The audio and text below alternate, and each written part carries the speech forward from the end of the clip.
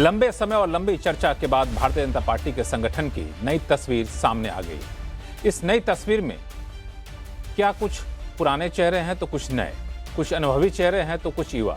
ये नई तस्वीर ऐसे समय में आई है जब अगले साल 3 बड़े राज्यों उत्तर प्रदेश, पंजाब और गुजरात में विधानसभा चुनाव होने, फिर 2029 में लोकसभा चुनाव के चश्मे से भी लोग इस नई टीम को देख रहे हैं। एक बात और नहीं भूलनी चाहिए कि नई टीम की तस्वीर ऐसे समय में आई है जब छात्रों के आंदोलन से अभी सरकार और पार्टी उभरी है। ऐसे में संगठन में इस फेरबदल का सबसे बड़ा मैसेज क्या है? संगठन में फेरबदल में आरएसएस का कितना प्रभाव रहा? इस फेरबदल में नितिन नवीन की कितनी चली?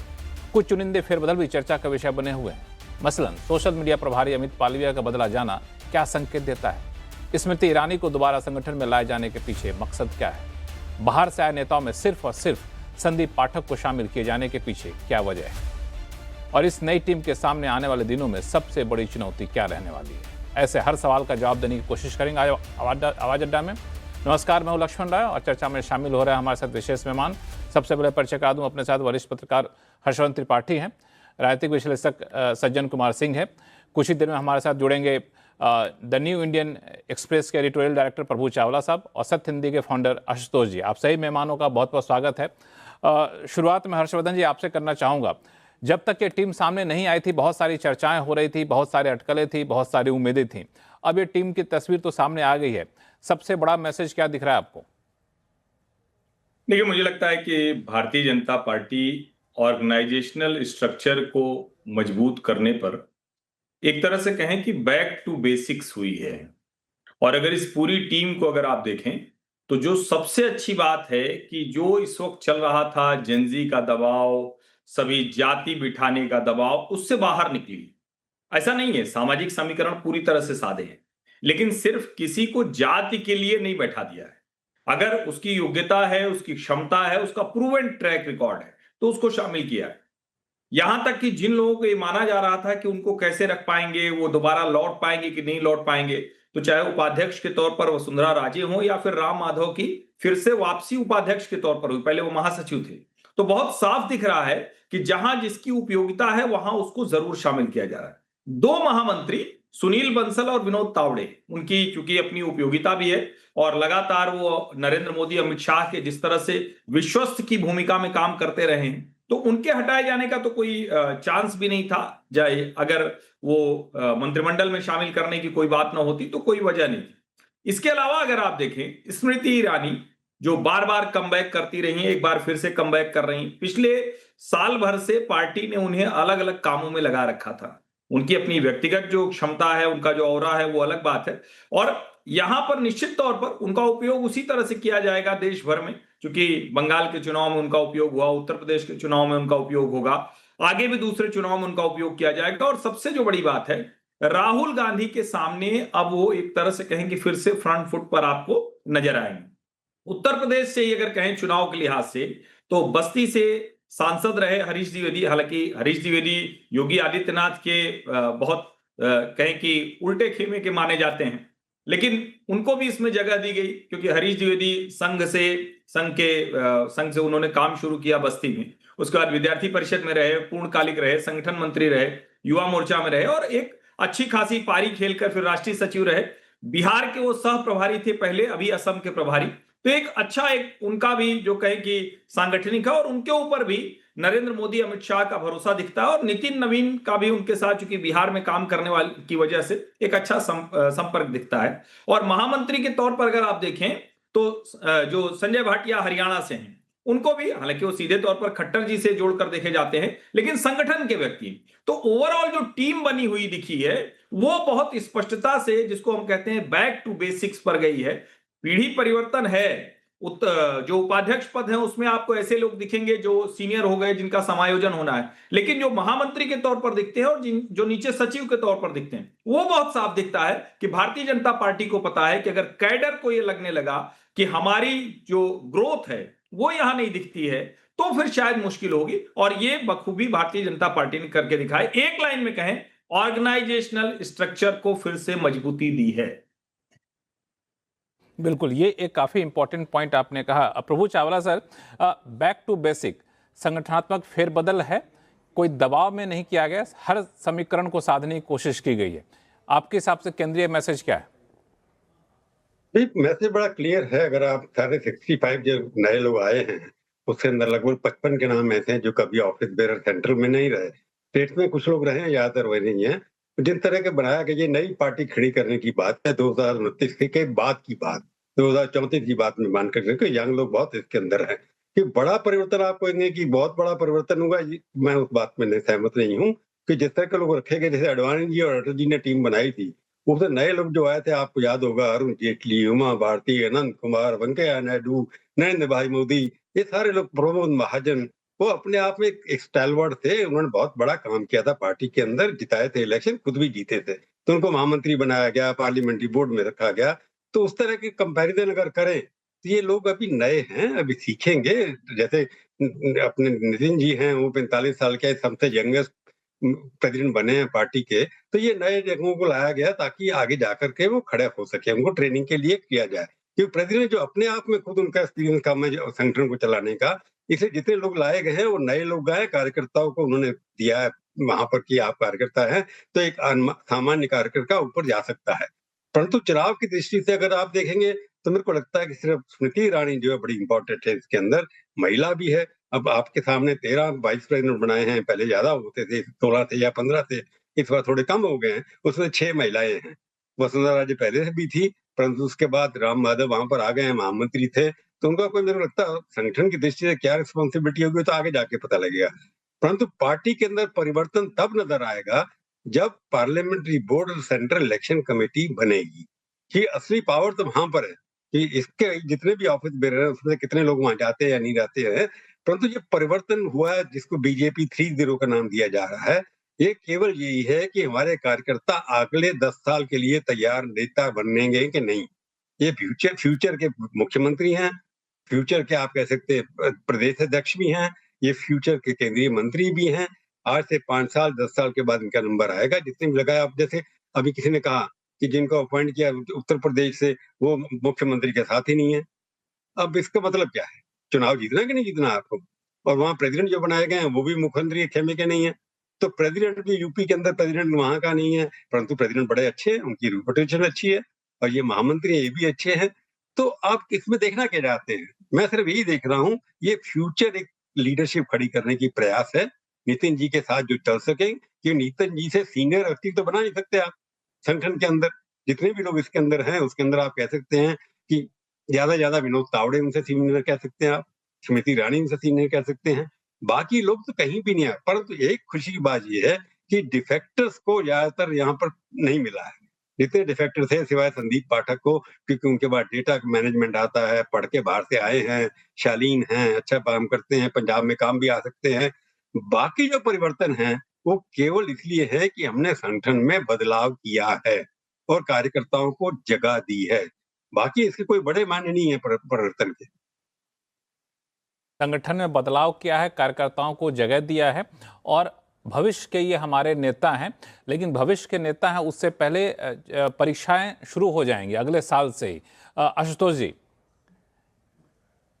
जी देखिए, इस टीम से कोई बहुत ज्यादा उम्मीद करना, मैं तो इस टीम से कोई बहुत ज्यादा उम्मीद नहीं करता हूं, क्योंकि इस टीम की सबसे बड़ी काबिलियत ये होगी कि नरेंद्र मोदी का करिश्मा और अमित शाह की स्ट्रेटजी, अगर इसको समझकर वो ठीक से इंप्लीमेंट कर पाए तो इनसे ये उम्मीद करना कि नितिन नवीन जी कोई विजन देंगे, कोई चाणक्य की तरीके से कोई रणनीति बनाएंगे, उसकी वजह से भारतीय जनता पार्टी चुनाव जीतेगी, ये ना हुआ है ना ये होगा जब तक नरेंद्र मोदी और जब तक अमित शाह की टीम मौजूद है।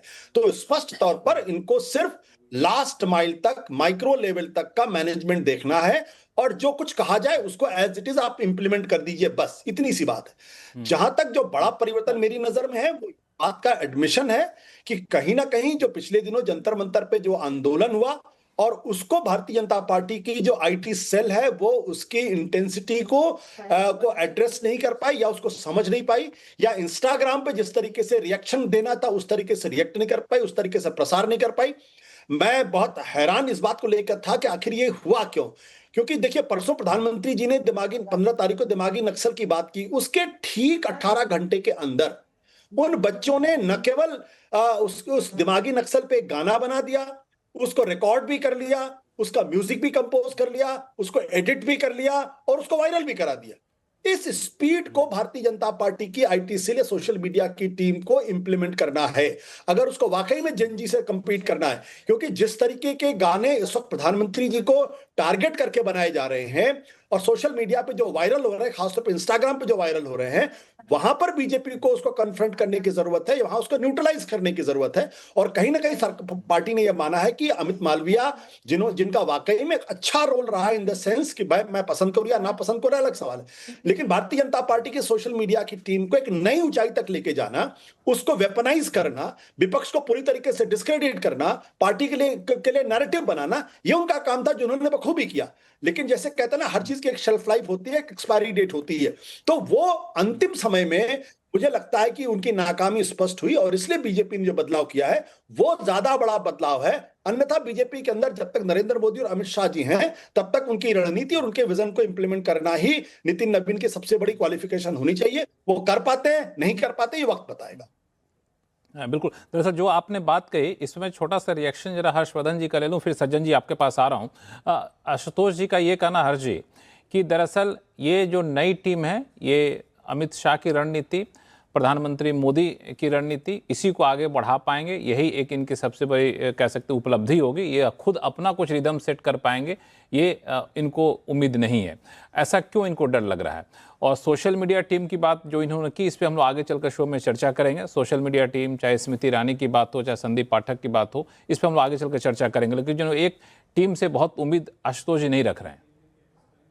नहीं, देखिए, जब नरेंद्र मोदी और अमित शाह जैसे नेता हों तो आशुतोष जी का जो एक कहें कि उसको आप प्लेन वनीला एनालिसिस भी कह सकते हैं, जनरल एनालिसिस भी कह सकते हैं, वो हम सब करेंगे कि भाई जब मोदी शाह हैं तो उसका काम क्या है। लेकिन अगर इस टीम को अगर आप देखें तो ये लोग ऐसा नहीं कि इनको करना है, मैंने एक शब्द का इस्तेमाल किया, प्रूवन ट्रैक रिकॉर्ड।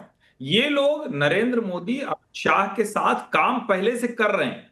अलग अलग चुनावी राज्यों में इनकी अपनी भूमिका रही है, अलग अलग जगहों पर ये संगठन की तरफ से किसी काम के लिए भेजे गए और उन्होंने अपने आप को उसी में खपा दिया। वो खबर छपवाने नहीं गए, हेडलाइन लगवाने नहीं गए, लेकिन वो जाके उन्होंने काम करके दिखाया, उसके आधार पर उनको ये भूमिका मिली। तो ये कहना कि वो नहीं कर पाएंगे, ये मुझे लगता है थोड़ा उनके साथ अन्याय होगा। अगर वो नहीं कर पाए होते तो यहां नहीं होते।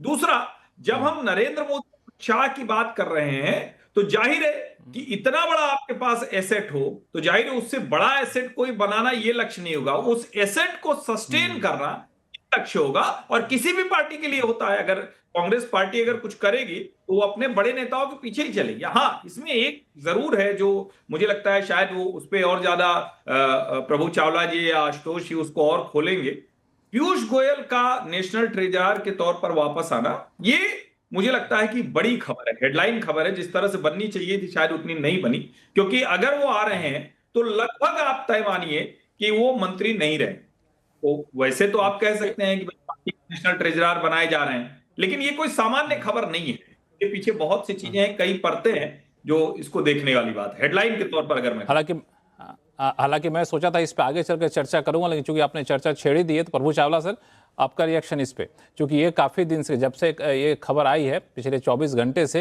ये पीयूष गोयल चर्चा में है कि ट्रेजरर बना दिए गए। और गौर करने वाली बात यह कि 2014 में जब ये मंत्रिमंडल में शामिल किए गए थे तो उस वक्त ट्रेजरर थे, लेकिन उस वक्त ट्रेजरर पद से हट गए थे, तब जाके मंत्री बने थे।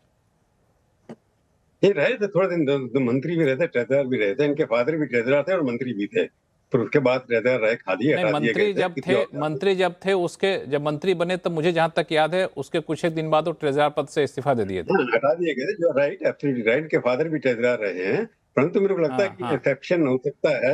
मेरे को लगता नहीं कि जल्दी उनको हटाया जाएगा। जिस तरह की ट्रेड यूनिटी चल रही है, ट्रेड ट्रीटी चल रही है, अमेरिका से बात हो रही है, उसमें थोड़ा वो काम भी कर रहे हैं, परंतु उस पार्टी में किसी को पता नहीं क्या कब होगा। हम लोग ऐसे ही कर सकते हैं आजकल, पहले जमाने में। पर एक बात जो अभी चल रही थी कि जो नए कार्यकर्ता सामने आए हैं, डिफरेंस पता होना चाहिए हमारे को। जो आशुतोष ने कहा उससे थोड़ा सा मैं सहमत हूँ, पूरी तरह से सहमत नहीं हूँ कि सोशल मीडिया के ऊपर ज्यादा वो वजन दे रहे हैं।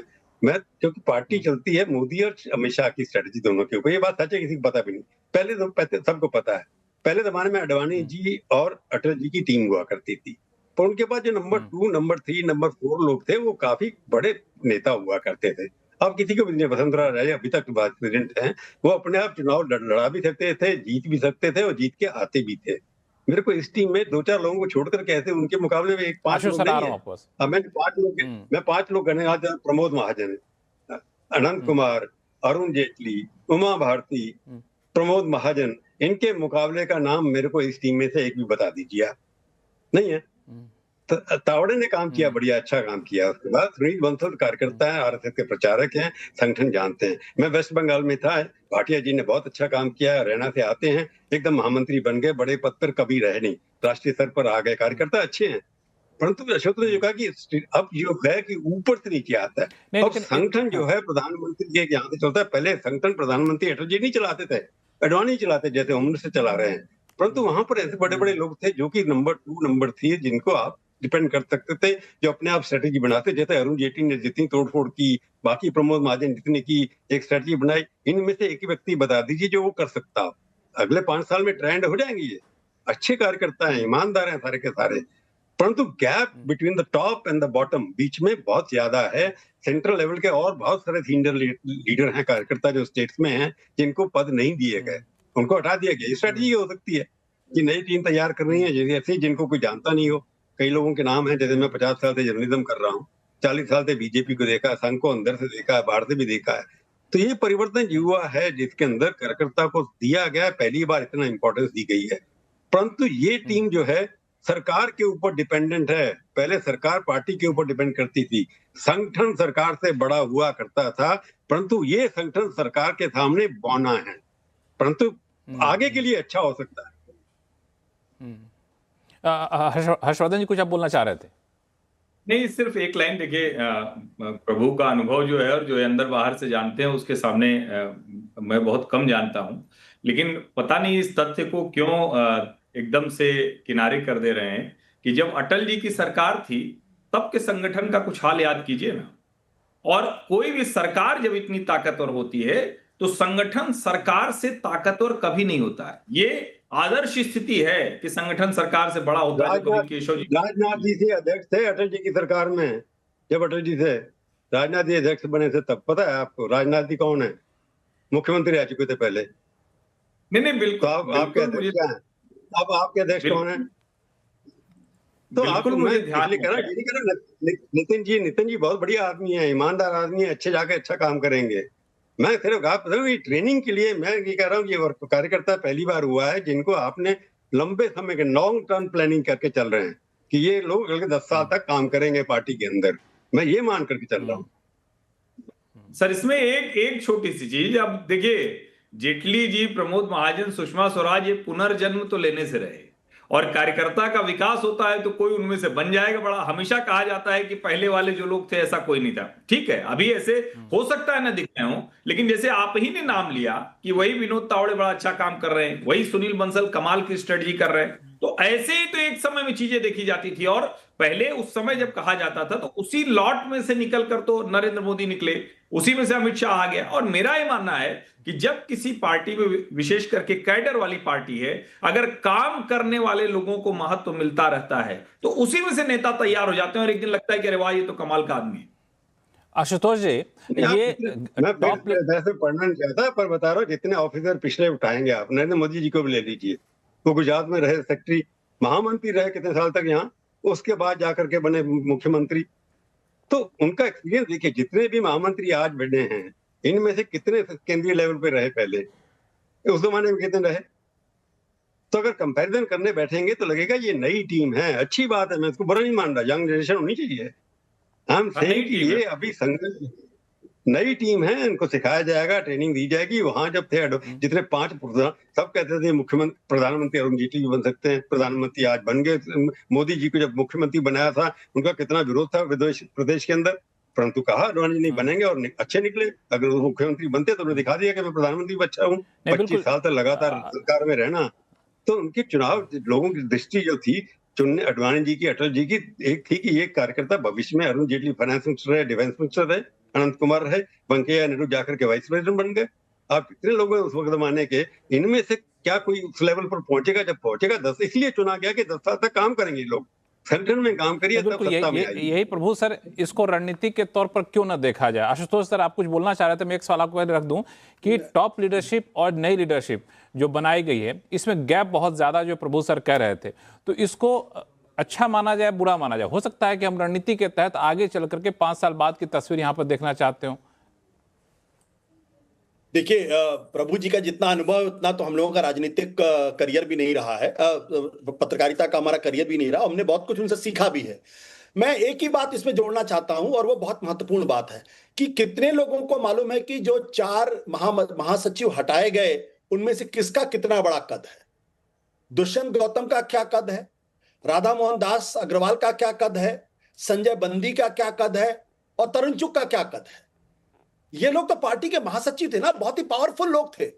आज ये इनको महासचिव पद से हटा दिया गया या कुछ और जिम्मेदारी दी जा रही, पार्टी में कहीं कोई इनकी कमी नहीं महसूस की। Nobody is missing them. लेकिन एक जमाना था जब प्रमोद महाजन इंडिपेंडेंट तरीके से पार्टी की रणनीति तय करते थे, अरुण जेटली पार्टी की रणनीति तय करते थे, उनकी रणनीति चलती थी। तो जो बात प्रभु कह रहे हैं उस बात में बहुत दम है कि आज सिर्फ एक पिछले कुछ सालों में अगर जो सबसे बढ़िया अध्यक्ष बने वो अमित शाह बने, क्योंकि वो नरेंद्र मोदी के सबसे खास आदमी थे। और दोनों की जो टीम थी, इस टीम ने भारतीय जनता पार्टी को यहां तक पहुंचाया। तो जो जो जो जो बड़ी लीडरशिप होती है, और ये अटल बिहारी वाजपेयी और नरेंद्र मोदी की लीडरशिप का बुनियादी फर्क है। नरेंद्र मोदी हर चीज को सेंट्रलाइज करके चलते हैं, अपने इर्द गिर्द रणनीति बनाते हैं, इसलिए उनके नीचे में कोई बड़ा नेता नहीं बन पाया। लेकिन अटल आडवाणी की जो टीम थी उसने अपने नीचे कम से कम 1 दर्जन से ज्यादा बड़े नेताओं को बनाया, जिन्होंने आगे चलकर सरकारें चलाई और आगे चलकर संस्थान चलाए। 1 दर्जन कम से कम हम लोग गिना सकते हैं उसको। और उस वक्त के जो जनरल सेक्रेटरी होते थे उनका दबदबा होता था, उनके बारे में लोग जानते थे। आज की जो जनरल सेक्रेटरी टीम बनी है इसमें सिवाय स्मृति ईरानी के कितने लोग होंगे जिनका पब्लिक को जानते। मैं जानता हूं बंसल साहब बहुत अच्छे आदमी, बहुत अच्छे संगठन करता है और पार्टी के अध्यक्ष भी एक समय में हो सकते हैं, लेकिन पब्लिक प्रोफाइल उनका बिल्कुल नहीं है। तो ये फर्क है अटल आडवाणी की लीडरशिप का और अमित शाह और नरेंद्र मोदी की लीडरशिप का। ये टोटली सेंट्रलाइज तरीके से चलाते हैं, इसलिए कोई भी जनरल सेक्रेटरी हो, कोई भी पार्टी का अध्यक्ष हो, इससे कोई फर्क पड़ने वाला नहीं है। अंत में जो कुछ भी नरेंद्र मोदी जी सोचते हैं और अमित शाह जो रणनीति बनाते हैं उसको लास्ट माइल तक इंप्लीमेंट करना ही इनका सबसे बड़ा टैलेंट होगा। और अगर इसमें फिसलेंगे तो पार्टी से कब बाहर कर दिया, मतलब पद से कब बाहर हो जाएंगे किसी को पता नहीं चलेगा और कोई मिस भी नहीं करेगा। नहीं तो इसमें सबसे बड़ा सवाल ये है सज्जन कुमार कि इतने बड़े नेता जब आपके पास हो, भले अब सरकार में हो, पार्टी में ना हो सीधे तौर पे, अमित शाह हो, नरेंद्र मोदी हो, तो उनके बताए हुए मार्गदर्शन पे आगे चलकर ही चीज़ों को बढ़ाया जाए तो इसमें गलत क्या है? और ये नए नेता हैं, आप ये मान के चले कुछ ऐसा कर दें कमाल कि इन दोनों को भी ओवरशैडो कर दें, ये तो उम्मीद करना थोड़ी सी बेमानी होगी। नहीं देखिए लक्ष्मण जी, जो नए नेता एक मिनट प्रभु चावला सर कुछ बोलना चाहते हैं। जब वेंकैया नायडू जी 2003 के अंदर अध्यक्ष बने थे, मैं उसका गवाह हूं। जब उन्होंने बना तो उन्होंने कहा कि मेरे को टीम चाहिए। उनकी टीम के लिए अरुण जेटली को मंत्रिमंडल पद से इस्तीफा कराया गया था और वहां पर जनरल सेक्रेटरी बनाया गया था। अनंत कुमार को हटाने की बात है, अनंत कुमार माने नहीं था उस वक्त। तो मैं इसे बता रहा हूँ कि जब संगठन बना था वेंकैया नायडू का, उसे मंत्रिमंडल से हटा करके जनरल सेक्रेटरी बनाए गए थे। आज भी हो सकता था, अच्छे मंत्री हैं हमारे पास, उनमें से कोई बन सकता था। तो मैं कह रहा हूँ कि नई टीम करने का प्रयोग अच्छा है, हो सकता है सफल हो जाए कि बीजेपी 2047 के जब अमृतकाल होगा, ये सारे के सारे इनमें से इंपॉर्टेंट लोग होंगे, वही अमृतकाल के अंदर काम आएंगे। सज्जन जी देखिए, सबसे पहले तो ये नई टीम तो क्रूशियल पोजीशन से आप देखिए ना कि जनरल सेक्रेटरी क्रूशियल पोजीशन है, वाइस प्रेसिडेंट कागजी तौर पे सीनियर पोस्ट है, लेकिन संगठन बीजेपी के अंदर उसके संविधान के हिसाब से आप जो महासचिव है उनकी बात है, उसमें जो संगठन मंत्री, सह संगठन मंत्री बीएल संतोष जी, शिव प्रकाश जी और अब एक और सौदान सिंह जी आ गए हैं। ये सारे के सारे पुराने लोग हैं अभी के रिजीम में। उसके बाद कुछ नए, स्मृति ईरानी हो गई, विप्लव देब आए, और भी लोग आए, लेकिन वैसा कोई नया जो जिसे आप कहें कि एक एक्सपेरिमेंट मोड दिखने को लग रहा था जब मुख्यमंत्रियों की नियुक्ति हो रही थी, कि आप सारे रीजनल सत्रप्स को हटा रहे थे, वेटरन्स को हटा रहे थे जिनकी पकड़ थी उस स्टेट में। वसुंधरा राजे को आपने हटाया, आप वहां पे भजन लाल शर्मा को ले आए, रमन सिंह को हटाया, विष्णुदेव साई को ले आए, मोहन यादव को आप ले आए, शिवराज सिंह चौहान जिनके कारण माना गया कि ये चुनाव उन्होंने स्विंग करवाया था, उसी तरीके से आप उड़ीसा में आप मोहन मांझी को लेके आए। तो ऐसा लग रहा था कि ये एक्सपेरिमेंट का दौर जो सरकार में चल रहा है, जब नितिन नवीन जी अध्यक्ष बने तो ये एक टेम्पलेट बना कि अब ये बीजेपी कुछ बहुत ही रेडिकल एक्सपेरिमेंट कर रही है। जनरेशनल हो सकता है, सब कुछ हो रहा है, बिल्कुल नए लोग आएंगे, लो प्रोफाइल होंगे। लेकिन अभी के संगठन को उसके परिप्रेक्ष्य में देखिए तो ये कंजर्वेटिव चेंज, इसमें जो लोग मान के चल रहे थे जिस तरह की चेंज होगी, अब शायद प्रभु सर जानते होंगे, कुछ लोगों ने बताया कि बीजेपी में उपाध्यक्ष को लोग छुपाध्यक्ष भी कहते हैं। छुपा मतलब आपने एक पोजीशन दे दिया, रिप्रेजेंटेशन होता है, रियल पावर नहीं होता है उसका। तो आप वहां पे नए चेहरों को ले आए, सेक्रेटरी में ले आए, लेकिन जनरल सेक्रेटरी में वो चेंज कहां दिख रहा है? तो पहली बात तो ये कि एक कंजर्वेटिव चेंज है, आपने कुछ नए चेहरे लाए, लेकिन अभी तक आपने रिलाई पुराने लोग जो संगठन से अनुभवी थे उन पे किया। दूसरी बात देखिए, अभी जो प्रोटेस्ट हुआ है उसके परिप्रेक्ष्य को आपको ध्यान में रखना होगा। बात ये नहीं कि अमित मालवीय हटाए गए, बात ये है कि उस सेल का नाम चेंज किया गया है। वो IT and social media department हुआ करता था, लेकिन आईटी सेल और अमित मालवीय इतने पेजोरेटिव निगेटिव हो गए थे नैरेटिव में कि वो बिल्कुल बायोग्राफिकल हो गया था, कि ऐसा लग रहा था कि बीजेपी की नैरेटिव जो है वो अमित मालवीय की नैरेटिव है और वो एक बैगेज था।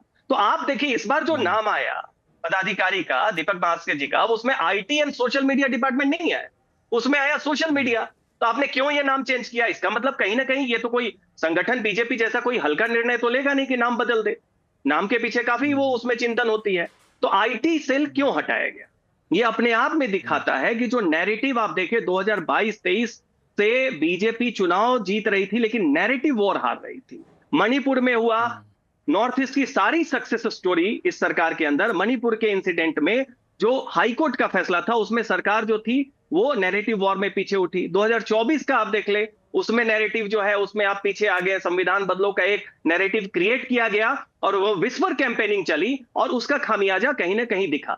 उसी तरीके से आप जंतर मंतर में देखिए, जो डिजिटल हो और ऑन ग्राउंड हो, ऑनलाइन और एक्चुअल नैरेटिव दोनों में आप पीछे हट रहे हैं। तो तेजस्वी सूर्या के पास दायित्व था युवाओं को आंदोलित करने का, आईटी सेल के पास दायित्व था कि आप सोशल मीडिया पे ये करें। तो केवल हेड ही नहीं बदले गए हैं, नाम भी बदला गया है। और भाजपा में नाम बदलना इतना आसान नहीं होता है, उसके पीछे निश्चित तौर पे बहुत सोचा गया होगा कि आईटी सेल अब केवल सोशल मीडिया डिपार्टमेंट है। तो वैसे तौर पे मुझे लगता है कि एक ये चेंज कंजर्वेटिव है, जो नए लोग हैं वो रियल क्रूशियल पावर में नहीं दिख रहे हैं। अभी संगठन मंत्री वही लोग हैं, बीएल संतोष जी हैं, शिव प्रकाश जी हैं, सौदान सिंह जो पुराने वेटरन है उनको लाया गया है।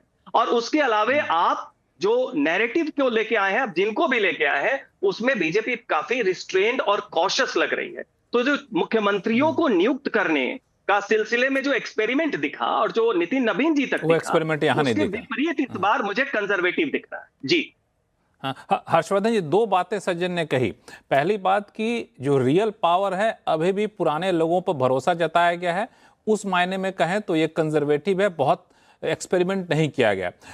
दूसरी बात जो स्पेसिफिक है वो है सोशल मीडिया आईटी सेल को लेकर के, और सारी बातें घूम फिर के चली जाती अमित मालवीय की तरफ, कि जो परसेप्शन थी उस परसेप्शन की लड़ाई में बीजेपी हारती हुई दिखी थी और कई बार आरोप अमित मालवीय पर लगता था और शायद ये कोर्स करेक्शन यहाँ पे किया गया है। इन दोनों पर आपका क्या व्यू है? देखिए, पहला तो ये कि कोई भी व्यक्ति, मैं तो इसको बड़ी स्पष्टता से कहता हूं कि किसी भी समाज जीवन के क्षेत्र में एक ही जगह पर लंबे समय तक काम करने वाला व्यक्ति या तो अपने आप को पूरी तरह से बदल ले, कम्युनिकेशन की स्टाइल बदल दे, नहीं तो एक समय के बाद उसका प्रभाव कम होने ही लगता है। ये आप इसको, मतलब इसमें कोई अमित मालवीय ने जिस पार्टी के लिए वो काम कर रहे थे, बहुत काम किया, बहुत जमकर काम किया, 10 साल से अधिक समय से रहे, लेकिन उनकी जो कम्युनिकेशन शैली थी, और मैं तो इसको बड़ी स्पष्टता से कहता हूं कि अभी जो नए लोग आए हैं सोशल मीडिया में, अब जैसे मुझे जानकारी है तो इसलिए मैं बता रहा हूं कि इनमें से कोई नया नहीं। ये जो दीपक म्हस्के के साथ जो 4 लोग को बनाए गए हैं, ये सब लंबे समय से सोशल मीडिया का काम कर रहे थे। इसमें आलोक भट्ट और शिवानंद द्विवेदी ये पार्टी में नहीं थे, लेकिन अलग अलग राज्यों में सोशल मीडिया के लिए काम कर रहे थे। इसमें प्रीति गांधी जो है मुंबई से, वो महिला मोर्चा में रही हैं, अच्छा काम करती रही और बड़ी आक्रामक तरीके से वो उस पर लगातार लगी रही। अरुण यादव हरियाणा के हैं, वो भी आक्रामक ही रहे हैं। कुल मिलाकर ऐसा नहीं कि ये लोग काम नहीं करते रहे। अब क्या उससे आगे की जो वोकैबुलरी होती है उसको क्रिएट कर पाएगी सोशल मीडिया टीम बीजेपी की? क्योंकि ये चुनौती है।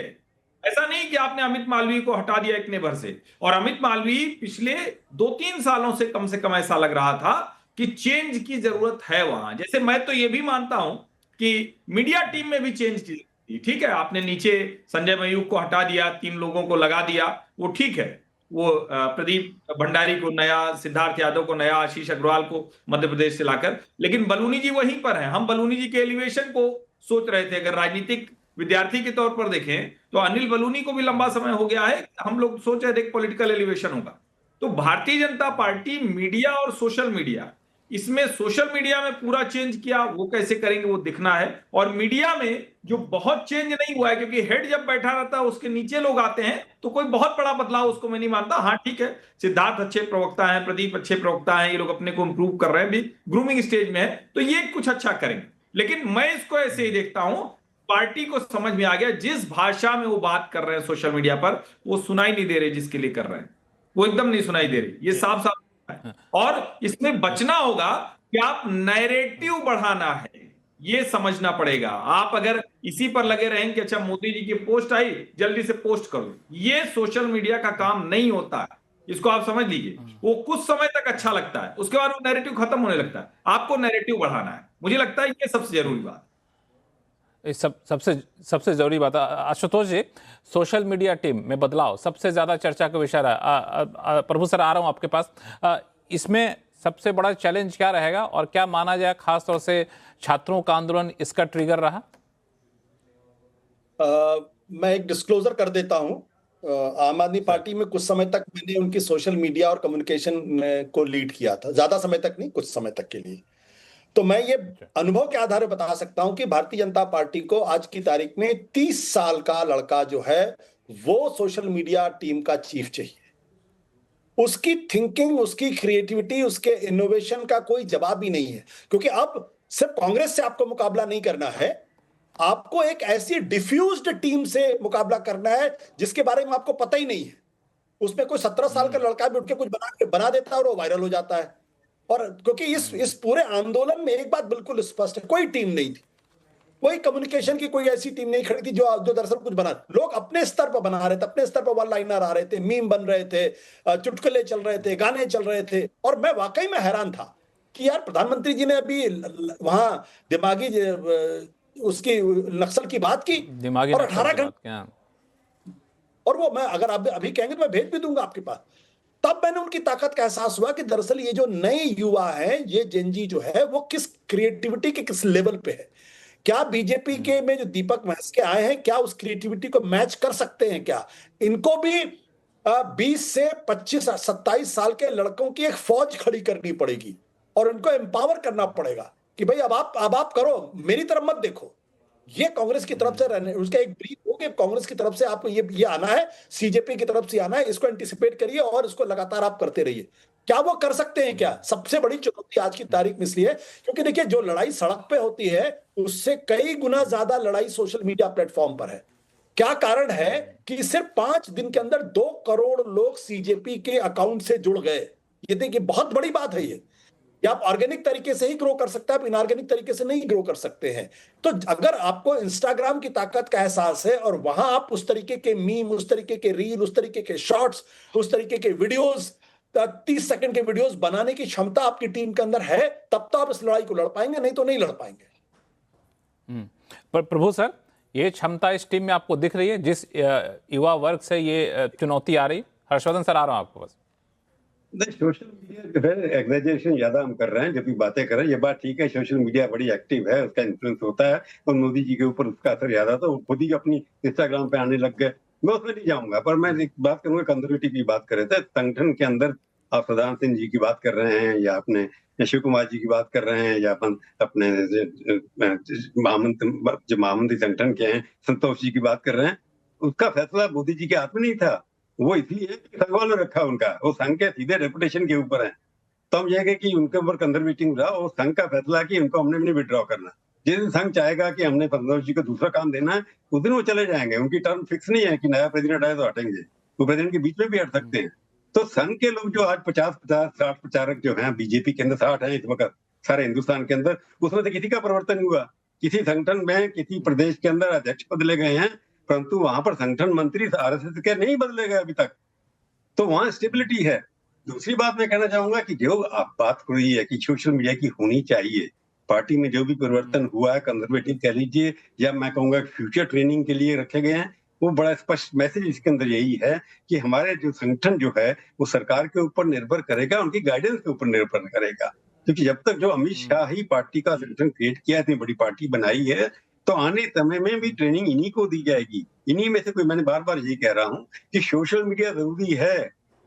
आशुतोष बार बार कहे जा रहे हैं कि अगर आपने 2 करोड़ इकट्ठे कर लिए, लोग सस्टेन कितना करेंगे आप? इश्यू जब इलेक्शन होगा वहां पर प्रशांत किशोर जो है सबसे बड़े पॉपुलर सोशल मीडिया के अंदर के हैं, हम तो क्यों हार गए? इस बार सीट बी कैंडिडेट खड़ा किया गया था, वहां पर 236 सीटों पे उनके चुनाव हार गए, जमानत जब्त हो गई, सोशल मीडिया उनको टच नहीं कर पाया, तो वहां पे यंग लोग उनके साथ थे। तो सोशल मीडिया टेम्पररी ठीक होता है, परंतु उसको सस्टेन करना, उसको एक डायरेक्शन देना आइडियोलॉजिकल। अब वो स्कूलों में जा रहे हैं, कई जगह जा रहे हैं, ये तो अगले 3 साल में हम बताएंगे सोशल मीडिया कितना इंपॉर्टेंट है। दूसरा, आईटी सेल की बात हो रही थी, IT is the back and. IT इसलिए हटा दे कि अमित मालविया के साथ बैकएंड भी होता है। सोशल मीडिया जब तक सामने कैसे आएगा जब तक बैकएंड काम नहीं करेगा। तो बैकएंड का काम अभी मैं बता रहा हूं, मैं अंदर से जानता हूं। प्राइम मिनिस्टर के ऑफिस से पहले हिरेन जोशी रन करते थे, इंफॉर्मेशन सेक्रेटरी के दफ्तर में बैठे रहते थे, वो सारी इंस्ट्रक्शन सबको देते थे। अभी कोई वही स्ट्रक्चर है, सिर्फ ये कि फेसेस चेंज हो गए हैं, उनको डायरेक्शन वही होगा। जो अब जितने भी काम हो रहे हैं, आपने देखा होगा कि सबसे ज्यादा एक्टिव हैं जिनका नाम है अश्विनी वैष्णव, वो चलाते हैं सबका सब। उनके पास सबके साथ लीवर द पावर भी है, सिस्टम भी है, इम्प्लीमेंटेशन आगे जाकर होता है। तो let us not go into what is happening, क्योंकि कई चीजें हम लोगों को किसी को जानकारी आजकल है नहीं, पहले जानकारी मिल जाती थी हमने। मैं भी कहूँगा मेरे पास डायरेक्ट जानकारी नहीं है, परंतु कुछ ब्यूरोक्रेट्स लोग हैं जो बता देते हैं क्या हो रहा है। तो आईटी सेल में परिवर्तन फेसेस का हुआ है। वो बेचारे छत्तीसगढ़ जो आए हैं, वो उस तरह के अमित मालविया सोफिस्टिकेट थे, अंग्रेजी वगैरह अच्छे लिख लेते थे, बात कर लेते थे, वो बड़े एग्रेसिव थे, बड़े एरोगेंट थे। That is right. जो भी बात हो रही थी, जैसे कह रहे थे अपने मित्र भी कह रहे थे कि उनको पहले ही बदल देना चाहिए था, उनको बदलना जरूरी था। 10 साल की बात है, 10 साल में बदलना चाहिए। 10 साल में हमारे मंत्री ऐसे लोग हैं जो 10 साल से बैठे हैं कि पोस्ट पर, तो उनको भी बदल देना चाहिए? नहीं, वो काम नहीं ठीक कर रहे थे। स्टेबिलिटी इस गवर्नमेंट की सबसे बड़ा एसेट है कि हम स्टेबिलिटी चाहते हैं, चाहे वो मुख्यमंत्री हो, चाहे बाबू हो, चाहे मंत्री हो। 10-10 साल तक रिकॉर्ड है। अभी देखिए, अगर आप डिफेंस मिनिस्टर का रिकॉर्ड हो गया कम तोड़ने वाला, इंडिया में कोई इतनी देर तक रहा नहीं। तो मोदी की एक ही है कि स्टेबिलिटी होनी चाहिए। हर्षवर्धन जी, कुछ आप ऐड करना चाह रहे थे? नहीं, मैं वही कह रहा था कि आशुतोष जी ने दिमागी नक्सल पर गाने का बड़ा जिक्र किया। हमने भी 2-3 गाने देखे। कश्मीर को जो भारत से बांटते हैं वो है दिमागी नक्सल, जो जाति के नाम पर आग लगाते हैं वो है दिमागी नक्सल, जो दिन रात समाज में कुछ न कुछ अराजकता फैलाते हैं वो है दिमागी नक्सल। क्या शानदार रैप सॉन्ग है। और आशुतोष जी ने ठीक कहा, ये जनरेशन तो ना चुटकियों में सब चेंज करती है। अब ये है कि आशुतोष जी को कौन सा वाला वीडियो पहुंचा था, ये देखने की बात हुई। बाकी हाँ, ये सही कह रहे हैं, मैं एकदम सहमत हूं आपसे कि ये जनरेशन बड़ी तेजी में बना देती है। एकदम कोई बात हुई नहीं कि खट से। बड़ा शानदार रैप सॉन्ग है वो, आप लोग भी सुनिए। क्योंकि आपने आशुतोष जी को संबोधित किया, तो एक छोटा सा रिएक्शन लूं, फिर मैं सज्जन जी के पास जाऊंगा। नहीं, मैंने तो सिर्फ बताया कि मेरे पास मैंने सिर्फ बताया। दरअसल देखिए, हर्षवर्धन जी मेरी ही बात को वो कर रहे हैं। अब सहमत हो रहा हूं। मुझे मेरे पास जो आया, मेरे कहने का अर्थ ये था कि उन्होंने 18 घंटे के अंदर वो सारा काम कर दिया। कि हमारे पास कुछ और आया, आपके पास कुछ और आया हो। ठीक है, कि वो चलता रहेगा, वो हमारी उनकी चलती रहेगी। दिक्कत उसमें नहीं, दिक्कत ये है कि जनरेशन है, क्योंकि हम लोग टेलीविजन में काम कर चुके हैं, इसलिए हमें मालूम है कि लिखना, गाना लिखना, फिर उसका म्यूजिक कंपोज करना, फिर उसको एडिट कराना, फिर उसमें विजुअल लगाना, फिर उसका वॉइस ओवर करना, उसका रैप साउंड करना, इसमें वक्त लगता है। ये पीढ़ी 18 घंटे के अंदर वो क्रिएटिविटी दिखा देती है। तो बीजेपी के देखिए, आज की तारीख में बीजेपी के पास वो हनीमून पीरियड नहीं जो 2014 के बाद था, 2019 के बाद था। आज बीजेपी के पास वो हनीमून पीरियड खत्म हो चुका है। बीजेपी को नए सिरे से अपने आप को करना पड़ेगा, और उसमें सोशल मीडिया की अहम भूमिका होगी। सिर्फ सोशल मीडिया की नहीं, पूरी पार्टी की अहम भूमिका होगी। उसमें पार्टी के अध्यक्ष को भी नए सिरे सोचना पड़ेगा, प्रधानमंत्री जी को भी नए सिरे सोचना पड़ेगा, और अमित शाह को भी नए सिरे से सोचना पड़ेगा। तो जो हनीमून, आपको एक एग्रेसिव विपक्ष के सामने लड़ना है, आपको सोशल मीडिया के तौर पर जो सीजेपी का मूवमेंट चल रहा है, जो हर शहर के अंदर आप देख रहे हैं बच्चे सड़क पे आ जा रहे हैं, उसको हैंडल करना पड़ेगा। क्या उसके लिए टीम इक्विप्ड है या नहीं, ये तो कुछ समय के बाद पता चलेगा। सज्जन जी, क्योंकि सोशल मीडिया के बाद आप सोशल मीडिया को हम लोग डिसप्रपोर्शनेट भी थोड़ा महत्व दे रहे हैं। नरेंद्र मोदी थे इसलिए सोशल मीडिया पर इतना बड़ा हो गए, सोशल मीडिया पर थे इसलिए नरेंद्र मोदी इतने बड़े नहीं हुए। और मेरा ये मानना है कि ठीक है, जेनजी एक जनरेशन है, लेकिन एक वो सिंगल कोई जनरेशन कोई फुल कॉन्स्टिट्यूंसी नहीं बन सकती है। मतलब मेरा बड़ा स्पष्ट मानना है, कोई भी, मतलब ये एक जनरेशन आती है तो आगे वाली जनरेशन ज्यादा स्मार्ट, ज्यादा तेज, उसका स्केल स्पीड बहुत बड़ा होता है, उसकी क्रिएटिविटी बहुत बड़ी होती है। लेकिन अगर सब कुछ कोई ये सोच ले कि हम सोशल मीडिया पर ही करेंगे, तो सोशल मीडिया पर कई पार्टियां आई, खत्म हो गई। सोशल मीडिया पर अब ठीक है, प्रशांत किशोर जी विधायक हो गए, वरना वो भी सोशल मीडिया पर तो बहुत बड़े दिखते थे। सोशल मीडिया पर एक और वो लड़की आई थी बिहार में ही, विदेश से पढ़ के वो आई थी, पता नहीं क्या विदेशी मॉडल वॉडल बनाया था, सोशल मीडिया पर खूब आई, गायब हो गई।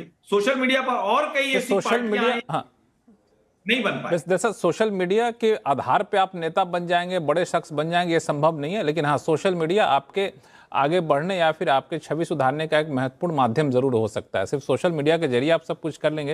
अभी प्रभु सर बता ही रहे थे, कई सारे नेताओं को हमने देखा कि लोकसभा चुनाव, विधानसभा चुनाव में जमानत जब्त हो गई, जबकि सोशल मीडिया में उनके लाखों करोड़ों फॉलोअर हुआ करते थे।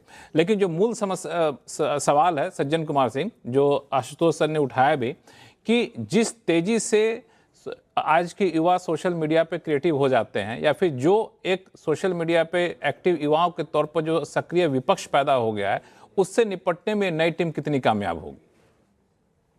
नहीं, देखिए लक्ष्मण जी, नई टीम कितनी कामयाब होगी, बहुत इसमें कोई टैलेंट के लिहाज से तो कहना मुश्किल है, अभी वो देखना पड़ेगा।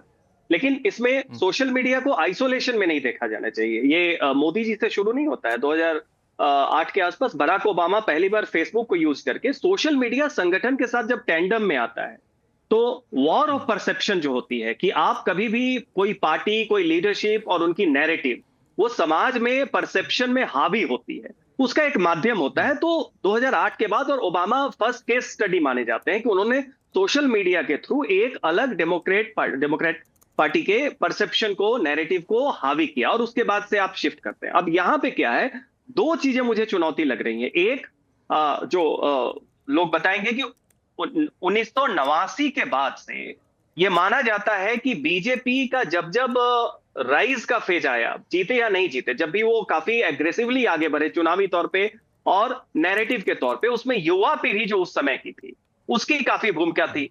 राजीव गांधी ने 21 साल से उम्र घटा के वोटिंग की 18 साल की, लेकिन ऐसा बताया जाता है कि उस समय जो युवा पीढ़ी की एक अच्छी खासी संख्या कल्चरल नैरेटिव जो थी, राम टेम्पल की हो, हिंदुत्व की हो, उससे प्रभावित हुई। तो युवा शक्ति आपके साथ थी। उसी तरीके से वाजपेयी जी के समय में हो, और प्राइम मिनिस्टर मोदी जब आए तब तो यूथ को उन्होंने, जेनजी तो अभी के यूथ को आप कह रहे हैं, लेकिन यूथ के लिए सबसे बड़ा एक नैरेटिव था। अभी चिंता क्या है कि एक इन यूथ्स का जो नैरेटिव है, नैरेटिव वॉर के एरा में, जब वो ग्लोबल है, वो इंडिया का नहीं है, वो सोशल मीडिया उसमें आपका सबसे बड़ा प्लेटफॉर्म है। आपके संगठन की शक्ति है, आपकी लीडरशिप है, लेकिन उसका मैनिफेस्टेशन जो नई पीढ़ी में होना चाहिए वो सोशल मीडिया, इस लिहाज से वो इंपॉर्टेंट है। और दूसरी बात यह है कि पहली बार युवाओं में चुनौती बीजेपी को मिल रही है। जो जेनजी हो और जो अर्ली जेन अल्फा हो, आप ये भी देख लीजिए, हम सब लोग जो 90 के दशक में, खासकर मैं अपनी बात कर रहा हूं, जब स्कूल में पढ़ते थे तो अटल जी को देख के, वो कांग्रेस की पृष्ठभूमि के परिवार से जो लोग देखते थे, दादाजी की जनरेशन थी, अटल जी को देख के वो मन में आता था कि अरे कितने अच्छे नेता हैं, कितने अच्छे वक्ता हैं। तो स्कूल के समय से आपकी मनोदशा, मन स्थिति, साइकोलॉजी, आपका पॉलिटिकल बायस क्रिएट होता है। वैसी स्थिति में अभी जेनजी हो, जेन अल्फा हो, उनका रेफरेंस ये 12 साल है। इसमें अगर आपको चुनौती दिख रही है तो ये एक चैलेंज है कि एक जो मीडियम है आपके नैरेटिव का वो सोशल मीडिया है, और दूसरा जो पीढ़ी जिसमें हमेशा आप एज लेते थे, चाहे आप विपक्ष में हो 1989 में, चाहे आप सत्ता में आए 2014 में, दो पीढ़ी जेन जी और जेन अल्फा जो 30% होने जा रही है वोटर्स का 2029 तक, तो उसमें बीजेपी के लिए ये एक चुनौती है। और आशुतोष सर ने कहा कि हनीमून पीरियड नहीं है, मैं इससे सहमत हूं कि अभी बीजेपी को पीढ़ी की चुनौती स्वीकार करनी है। हर घर में आप देखेंगे वो एक दुराव दिख रहा है, मंत्रियों के घर में ये दिखा, ब्यूरोक्रेट्स के घर में दिखा, वो लोग जो पूरे जनसंघ और संघ के पृष्ठभूमि से आते हैं उनमें भी नए बच्चों में आसपास में आप देख लें तो जो पॉजिटिव परसेप्शन हम लोग 90 के दशक में जो बना रखे थे वो ये जनरेशन शेयर नहीं करता, और ये एक चुनौती है बीजेपी के लिए। बिल्कुल ये चुनौती है, मुझे लगता है पार्टी बेस्ड चुनौती को समझती है और शायद इसकी तरफ कदम जो बढ़ा है, अब देखना होगा कदम कितना सफल होगा। अभी से ये कहना है कदम सफल नहीं होगा, बड़ा अतिशक्ति होगी, लेकिन है चुनौती है, हर कोई इसको समझ रहा है। लेकिन ऐसा है कि 2-3 चीज़ें और हुई इस पूरे संगठन के फेरबदल में। 3 राज्यों में जिसमें अगले साल विधानसभा चुनाव होने हैं उनके प्रभारियों की नियुक्ति कर दी गई है, और 2 चेहरे, एक आपको स्मृति ईरानी का आना और संदीप पाठक का आना, ये भी काफी चर्चा में। इस पर चर्चा करेंगे, छोटे से ब्रेक के बाद कहीं जाएगा नहीं। चर्चा कर रहे हैं बीजेपी की नई टीम के ऊपर, कई सारे पहलुओं पर हमने चर्चा कर लिया है। अब कुछ स्पेसिफिक मुद्दे हैं। पहला तो अगले साल कई सारे राज्यों में, खासतौर 3 राज्यों विधानसभा चुनाव होने हैं, उनके प्रभारियों को नियुक्ति कर दी गई है। विनोद तावड़े, जिनकी अहम भूमिका थी बिहार चुनाव जितवाने में, उनको यूपी का प्रभारी बनाया गया है। पंजाब की जिम्मेदारी सतीश पुनिया जी को दी गई है। गुजरात का जिम्मा तरुण चुग साहब को दिया गया है। ये ऐसे राज्य हैं जहां पे चुनाव होने हैं और चुनौतियां भी काफी सारी होंगी। हर्षवर्धन जी, सबसे पहला सवाल आपसे, इन तीनों प्रभारियों को नियुक्ति को आप कैसे देख रहे हैं? देखिए, मुझे लगता है तीनों की नियुक्ति उसी तरह से हुई है जैसे उनकी भूमिका होनी है। अब गुजरात में कोई किसी की भूमिका होगी, कोई कुछ अलग से कुछ करेगा, ऐसा मुझे नहीं लगता। वहां एक अति विश्वस्त व्यक्ति चाहिए था जो कुछ योजना हो उसको अच्छे से कर सके, अमित शाह को फीडबैक अच्छे से दे सके, जैसे वो भूमिका भूपेंद्र यादव ने भी निभाई थी एक समय में। पहले वो माथुर निभाया करते थे, अब जाहिर है कि वो भूमिका तरुण चुग को दी गई, जो एक संभावनाओं वाला राज्य है, जहां अभी कोई बहुत, मैं अभी नहीं देख पा रहा हूं कि भारतीय जनता पार्टी की वहां कोई सरकार बन जाएगी। लेकिन सतीश पुनिया को पंजाब का प्रभारी बनाया गया है, और सतीश पुनिया नेता ठीक ठाक रहे हैं, हालांकि वो चुनाव हार गए थे, लेकिन जिस तरह से वो हैं तो उनको पंजाब में भी उपयोग किया जाएगा और पश्चिमी उत्तर प्रदेश में भी उनका जाट चेहरे के तौर पर इस्तेमाल होगा। जो सबसे ज्यादा एक तरह से कहें कि जरूरी नियुक्ति थी और तुरंत होना जरूरी था, विनोद तावड़े। अब चूंकि सुनील बंसल उत्तर प्रदेश में संगठन महामंत्री रह चुके हैं, कुछ लोग तो ये भी कहते हैं और क्या मतलब ये कहा जाता है कि अभी भी सुनील बंसल भले दिल्ली में रहें या कहीं रहें, लेकिन वो इतने शक्तिशाली हैं कि उत्तर प्रदेश में उनका अभी भी प्रभाव रहता है। योगी आदित्यनाथ के साथ सुनील बंसल के कोई बहुत अच्छे संबंध नहीं रहे, मतलब सरकार और संगठन दोनों 2 दिशा में चलते रहे जब तक वहां सुनील जी रहे। अभी भी कोई बहुत संगठन सरकार बहुत तालमेल समन्वय हो ऐसा नहीं दिखता। शायद विनोद तावड़े जी को इसीलिए भेजा जा रहा होगा, और पहले राधा मोहन सिंह जी थे जो उस तरह से प्रभावी व्यक्ति नहीं रहे, और विनोद तावड़े चूंकि संगठन के व्यक्ति हैं, काम करते हैं, और अभी बिहार से तुरंत आए हैं, एक बड़ी सफलता लेकर आए हैं, तो मुझे लगता है कि एक सही समय पर सही चयन किया गया और उसी क्रम में उपयोगिता भी है। हर्षवर्धन जी, विनोद तावड़े का यूपी का प्रभारी बनाया जाना और गुजरात को पर हम लोग बहुत चर्चा करने से अच्छा है कि यूपी पे रखा चाहिए। यूपी को लेकर बहुत सारे गॉसिप भी बाजार में घूम रहे होते हैं। आप मुझसे पूछ रहे हैं? जी आशुतोष सर। अच्छा, देखिए, उत्तर प्रदेश के अंदर तो सब कुछ योगी आदित्यनाथ के इर्द गिर्द ही होना है। चुनाव की कमान भी एक तरीके से उन्हीं के हाथ में होगी, और आज की तारीख में प्रधानमंत्री नरेंद्र मोदी के बाद वो बीजेपी के सबसे पॉपुलर लीड नेता है। हिंदुत्व की एक तरीके से साक्षात मूर्ति के तौर पर उनको देखा जाता है, और जिस तरीके से पिछले 10 सालों में उन्होंने सरकार को चलाया है उस पर एक तरीके से रेफरेंडम होगा। तो उनकी छवि एक कड़क प्रशासक की है, जो कानून व्यवस्था को उन्होंने बेहतर करने की कोशिश की है। वो एग्रेसिव है, स्वभाव से एग्रेसिव है, और हिंदुत्व की लाइन को पकड़ के वो चलेंगे। पिछले दिनों उन्होंने जरूर उसमें विकास का तड़का लगाने की कोशिश की है और अपने आप को एक ऐसे नेता के तौर पेश करने की कोशिश की जो उत्तर प्रदेश का विकास कर रहा है। तो वहां कोई भी महामंत्री हो, इससे कोई बहुत ज्यादा फर्क नहीं पड़ने वाला, क्योंकि ना तो कोई महामंत्री इस स्थिति में होगा जो सीधे योगी आदित्यनाथ जी को आदेश दे पाएगा। हाँ, उनके साथ टीम मिला के कोऑर्डिनेशन अगर बेहतर कर ले तो अच्छा होगा। तो विनोद तावड़े की उपलब्धि इसी में होगी कि योगी आदित्यनाथ जी के साथ वो कैसे अपने आप को उनकी टीम का हिस्सा मान के और कैंपेन को आगे बढ़ा पाते हैं। वहां अगर किसी को डायरेक्ट अगर इंटरवीन करना होगा तो प्रधानमंत्री जी ही वहां सीधे डायरेक्ट कर सकते हैं इंटरवीन, और वही योगी आदित्यनाथ को समझा भी सकते हैं और वही योगी आदित्यनाथ को आगे बढ़ा सकते हैं। तो उत्तर प्रदेश के संदर्भ में तो मेरा दिमाग बिल्कुल साफ है कि योगी आदित्यनाथ और सिर्फ योगी आदित्यनाथ के अलावा वहां किसी तीसरे की कोई वो नहीं होगी। हाँ, प्रधानमंत्री नरेंद्र मोदी, अमित शाह की अगर कोई बात कहेंगे तो उसका पालन वहां जरूर होगा, लेकिन बाकी किसी के कहने पर योगी आदित्यनाथ चलने वाले नहीं है। बाकी किसी के कहने पर चलने वाले हैं नहीं, लेकिन आपने एक बड़ा इंपॉर्टेंट पॉइंट कहा कि विनोद तावड़े साहब की उपलब्धि यही हुई कि पूरे एकजुटता के साथ चुनाव में भाजपा उतरे, यही उनकी उपलब्धि रहेगी। वो तालमेल कितना बेहतर बैठा पाते। सज्जन जी, कितनी बड़ी चुनौती होगी इनके लिए, विनोद तावड़े साहब के लिए?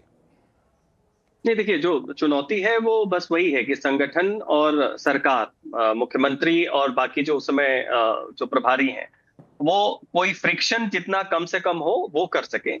रही बात कि चुनाव का नतीजा क्या होगा, उस पर अभी कहना नहीं चाहिए, लेकिन वो सब लोगों को मालूम है। 2017 के तुलना में बीजेपी जीती 2022 में, लेकिन सीटें लगभग 50 के करीब कम हो गई बीजेपी में। तो अभी बीजेपी निश्चित तौर पे चाहेगी कि इस बार जो आउटकम हो वो सीटें बढ़े। दूसरी बात देखिए कि अभी योगी और क्यों अपरिहार्य यूपी में फिर से बन गए हैं। ये मैं परसेप्शन की बात बता रहा हूं, संगठन के अंदर की नहीं। कि जब बंगाल की विक्ट्री हुई उसके बाद से ये आया कि बीजेपी 2024 के बनिस्पत ये माना जाता था बंगाल से पहले कि अगर 27 डिस्टर्ब होता है तो 2029 भी डिस्टर्ब होगा, क्योंकि 80 सीटों का मामला है। लेकिन फिर आया कि महाराष्ट्र को आपने अच्छे तरीके से उस पर फिर से वापसी कर ली है, कोई पार्टी आपकी चुनौती नहीं है। 48 में 9 सीटें जीते थे, 40 के करीब जीत जाएंगे, ऐसी बातें। और बंगाल 42 सीटों वाला है, तो उसमें भी था कि 2-4 सीट छोड़ दे। तो अभी जो स्थिति है, बीजेपी उस स्थिति में है और यूपी का बॉटम लाइन 2024 से उससे कम नहीं जाएगा। तो लोगों ने ये माना कि जो संगठन के और सरकार के अंदर जो लीडरशिप की प्रतिस्पर्धा है, जो परसेप्शन है, उसमें योगी अब अपरिहार्य नहीं है। लेकिन 2 घटनाओं ने फिर से परसेप्शन को चेंज किया है। एक, जो राम मंदिर में चढ़ावा चोरी का मामला हुआ, उसमें जो भी एंगर हुआ उसका फायदा योगी आदित्यनाथ को हुआ, क्योंकि वो उस पूरे मैनेजमेंट से जुड़े हुए नहीं थे।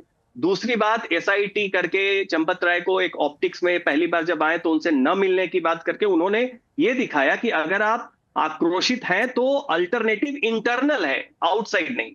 तो एक तो हुआ। दूसरा ये हुआ कि देखिए, जब जंतर मंतर की बातचीत हुई और जो छात्रों का गुस्सा आया, तो हमने देखा कि दिल्ली वगैरह में या बाकी जगह पे लोग जो खासकर गृह मंत्री हैं उनको लेके काफी कुछ, चूंकि पुलिस का मामला था, सब कुछ था, कह रहे थे उनकी योगी आदित्यनाथ के साथ समीकरण सब लोग जानते हैं। तो बाकी जगह से ये एंगर आ रहा था कि खासकर बच्चों में कि और बाकी लोगों में कि पिटवाया गया, ये सब हुआ, ठीक नहीं हुआ। लेकिन यूपी में मैं बता रहा हूं, पश्चिमी उत्तर प्रदेश और बनारस गाजीपुर वगैरह के साइड की बहुत छोटा सैंपल है, हमने देखा कि कहा गया कि ये जिन लोगों ने पिटवाया वो योगी जी को भी निपटाना चाहते थे। तो योगी उस मामले में डबल बेनिफिशियरी दिख रहे हैं इस बार। जो लोगों का गुस्सा है भी जंतर मंतर सबको लेके, यूपी में मुझे लग रहा है योगी फिर से कम अपरिहार्य हैं और उस कारण से उनकी जो सेंट्रलिटी है वो अभी बहुत ही स्ट्रांग है। और विनोद तावड़े जब वहां पे आए हैं तो उससे आउटकम नहीं प्रभावित होने वाला है। जैसे गुजरात में किसी को आप बना लीजिए, आउटकम नहीं होगा। बस ये है कि उनके आने से फ्रिक्शन कितना कम हो जाए, कितना स्मूथली ये चुनाव चले। टिकट वगैरह की बात हो तो उसमें कितना कोऑर्डिनेशन हो। 24 में जो कहानियां हर्षवर्धन सर और आशुतोष सर बेहतर बताएंगे कि 24 में कैंडिडेट किसके खेमे का आया, नहीं आया, ये सब चीजें आई थी, लोग उस पर बात करते हैं और उससे लोगों का वोटिंग, वो सारी दिक्कतें यहाँ पे इस बार ना हो और ये बेहतर तालमेल दिखे, ये सबसे बड़ी कह सकते हैं कि टास्क होगा इनका, सबसे बड़ी चुनौती यहाँ पे होगी। लेकिन बड़ी अच्छी चर्चा आप लोगों के बीच हुई। शो का समय यहीं खत्म हो रहा है, इसलिए मैं चर्चा को आगे बढ़ा नहीं पाऊंगा। लेकिन आप सभी मेहमानों का बहुत बहुत धन्यवाद हमारे शो में जुड़ने के लिए। आवाज अड्डा में फिलहाल इतना ही। देखते रहिए सिंध न्यूज़ से आवाज। नमस्कार।